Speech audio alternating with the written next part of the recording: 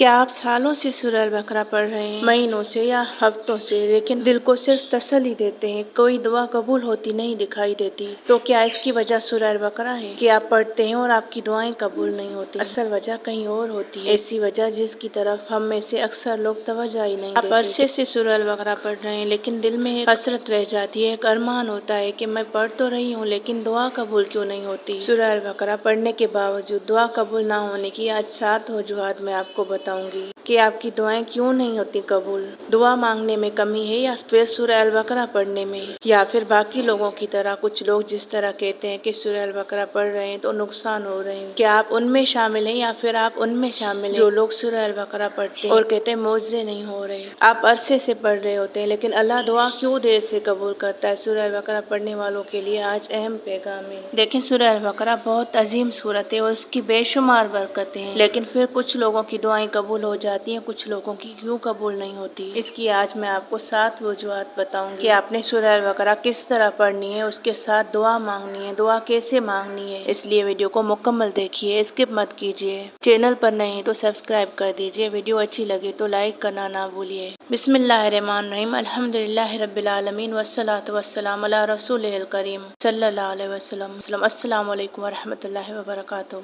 अल्लाह ताला आप सबको अपनी रहमत, बरकत और कबूलियत दुआ से नवाजे, आमीन। आज हम एक ऐसे सवाल का जवाब कुरान और हदीस की रोशनी में जानेंगे जो शायद हम सब के दिल में कभी ना कभी जरूर आया। जब आप सख्त मुश्किल हालात में हों और अल्लाह के कलाम को थाम ले, लेकिन आपको लगे कि फौरन कोई जवाब नहीं आया, जबकि आपकी उम्मीद बहुत ज्यादा होती है और आप सूरह अल-बकरा पढ़ते हैं, पढ़ने के बावजूद बाज़ औक़ात दुआएं कबूल क्यों नहीं होती? तो मुमकिन है कि इंशाअल्लाह आज की ये बात आपकी जिंदगी बदल दे। देखिए, हम में से बहुत से लोग समझते हैं कि हमने सिर्फ एमाल करने हैं, अपनी जिंदगी पर कोई गौर नहीं करना। हमने एक साथ बैठकर जल्दी जल्दी में कुरान पाक पढ़ लेना है, ना समझा, ना सोचा, ना अदब का ख्याल रखा, बस जल्दी जल्दी पढ़ लिया और हम कहते हम सालों से पढ़ रहे हैं। और हम में से बहुत से लोग समझते हैं कि दुआ भी सिर्फ जाए नमाज पर बैठकर मांगी जाती है, और दुआ उस वक्त मांगते हैं जब सिर्फ जाए नमाज पर बैठकर मांगते हैं, बाकी दिन भर कोई याद नहीं होती। तो मेरा जवाब है नहीं, ऐसा नहीं। दुआ सिर्फ जाए नमाज तक महदूद नहीं, दुआ तो इबादत है, बल्कि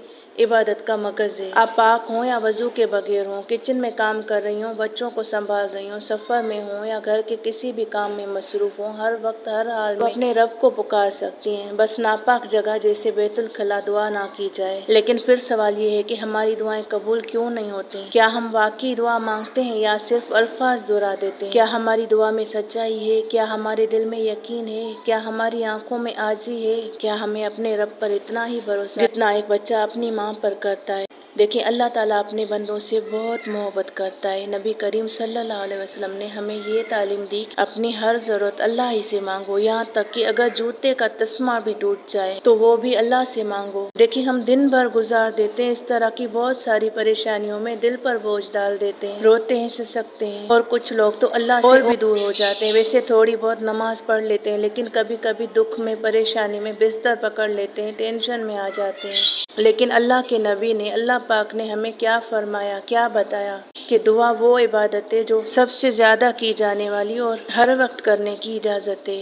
इसका कोई भी वक्त फिक्स नहीं। यहाँ तक कि देखिए, एक छोटी सी चीज है, जूता, जूते का तस्मा, यानी वो भी टूट जाए, जूता भी आपका टूट जाए तो वो भी आपने किसी और से नहीं मांगना, वो भी आपने अल्लाह से मांगना है। तो ये तो एक बहुत कम चीज है। हम इतनी ज्यादा परेशान दिन भर अपने दिल पर ले लेते हैं, और जब अल्लाह तौफीक दे दुआ की तो फिर सबसे पहले तो आपके दिल को सुकून आता है। सोचे, हम दिन भर कितनी बातें लोगों से करते हैं, मगर क्या हम अपने रब से भी उसी अपनायत से बात करते हैं? क्या हम अपने दिल की हर तकलीफ, हर खौफ, हर ख्वाब, हर आंसू अल्लाह के सामने रखते हैं? क्या हमने कभी अपने रब से अपने सबसे करीबी दोस्त की तरह बात की है? दुआ सिर्फ अल्फाज का नाम नहीं, दिल के झुकने का नाम है। जब बंदा टूट कर सच्चाई से, आजिज़ी के साथ अपने रब को पुकारता है तो अल्लाह उसकी आवाज़ ज़रूर सुनता है। कबूलियत का वक्त और तरीका अल्लाह की हिकमत के मुताबिक होता है, लेकिन कोई सच्ची दुआ अल्लाह के यहाँ ज़ाया नहीं जाती। और अगर आप सूरह अल-बकरा पढ़ते हैं तो उसे सिर्फ तिलावत तक महदूद ना रखें, उसके पैगाम पर अमल करें, अपने गुनाहों से तौबा करें, रिज़्क़ हिलाल अख्तियार करें, नमाज की पाबंदी करें, और फिर हर हाल में अपने रब से ताल्लुक मजबूत रखें। सूरह अल-बकरा दिलों को जिंदा करती है, शैतान को दूर करती है और बंदे को अपने रब के मजीद करीब ले जाती है। जब दिल अल्लाह के करीब होता है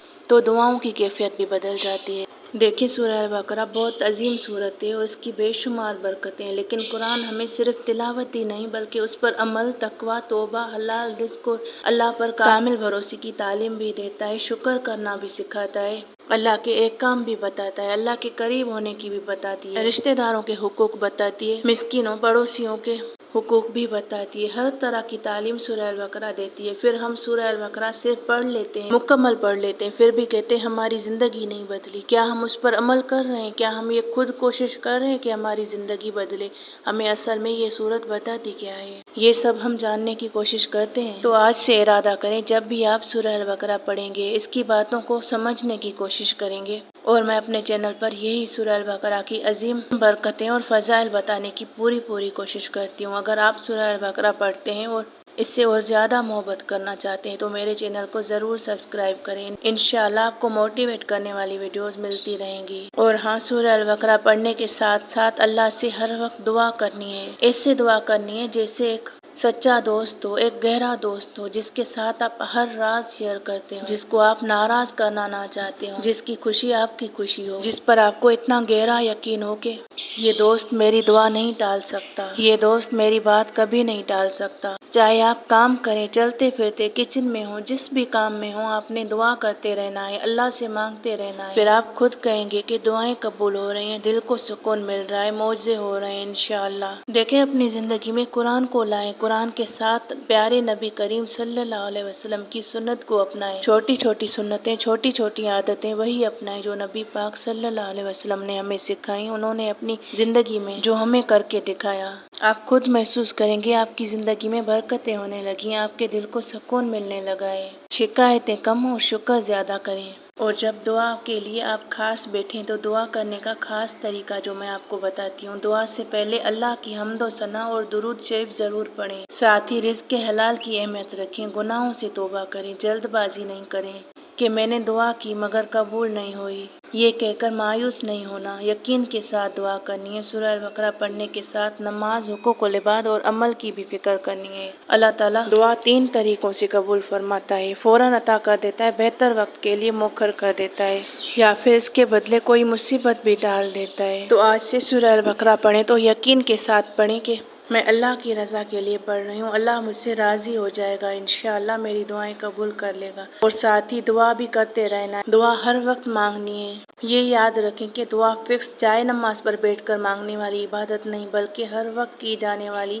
یہ خاص عبادت ہے۔ سورہ البقرہ کے ساتھ دعا کو جوڑ لیں، اللہ سے باتیں کریں، اللہ سے مانگیں۔ میری دعا ہے کہ اللہ پاک آپ کی ہر جائز دعا قبول کرے، آپ کی پریشانیاں دور کرے، آپ کی زندگیوں میں ڈھیروں آسانیاں لائے، جو بھی پریشان ہیں، جو بے اولاد ہیں، اللہ پاک انہیں صالح اولاد عطا فرمائے، جو بے گھر ہیں اللہ پاک انہیں اپنے وسیع گھر عطا فرمائے، جو بے روزگار ہیں اللہ پاک ان کے رزق میں بے شمار برکتیں عطا فرمائے، جو بچیاں رشتوں کے انتظار میں ہیں اللہ پاک ان کو نیک ہمسفر عطا فرمائے، آمین ثم آمین۔ اپنی دعاؤں میں مجھے بھی یاد رکھیے۔ السلام علیکم ورحمۃ اللہ وبرکاتہ۔